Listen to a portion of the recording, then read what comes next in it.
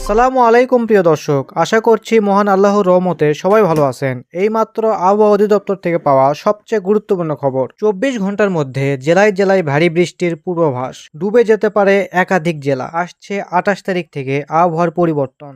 এছাড়াও আগামী 24 ঘন্টায় বাংলাদেশের বিভিন্ন জেলায় বিক্ষিপ্ত ভারী বৃষ্টির সম্ভাবনা, এমনটাই জানাচ্ছেন বাংলাদেশের আবহাওয়া অধিদপ্তর। আজ ও আগামীকাল কোন কোন জেলায় এই ঝড় বৃষ্টি হতে পারে এ বিষয়ে আবহাওয়া রিপোর্টে কি বলছে জানিয়ে দেব বিস্তারিত। আমাদের সাথেই থাকুন।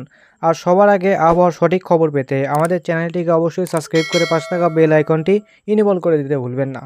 তো চলুন শুরু করা যাক। আবহাওয়া রিপোর্টে বলা হয়েছে, আজ দেশের বিভিন্ন অঞ্চলে বিক্ষিপ্ত বজ্রসহ ঝড় বৃষ্টি হতে পারে।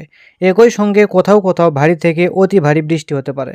তবে এই মেঘ বৃষ্টির প্রবণতা 27 তারিখ থেকে কমে আসতে পারে বলে জানিয়েছেন বাংলাদেশের আবহাওয়া অধিদপ্তর।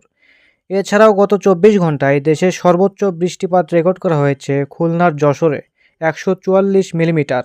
আর সর্বোচ্চ তাপমাত্রা ছিল রংপুর রাজারহাটে 34.5 ডিগ্রি সেলসিয়াস। এদিকে আবহাওয়ার আরেকটি সতর্কবার্তায় বলা হয়েছে, এখন থেকে পরবর্তী 24 থেকে 48 ঘন্টার মধ্যে চট্টগ্রাম, ফেনী, হাতিয়া, সন্দ্বীপ, লাকসাম, চাঁদপুর, মানিকছড়ি, সাতকানিয়া, কুতুবদিয়া, মহেশখালী, টেকনাফ, নড়াইল, মাগুরা, সাতক্ষীরা, শ্যামনগর, পটুয়াখালী ও এর পার্শ্ববর্তী অঞ্চলসহ দেশের অন্যত্র দুই এক স্থানে বিক্ষিপ্ত আকারে বৃষ্টি বা ভারী বৃষ্টি হতে পারে।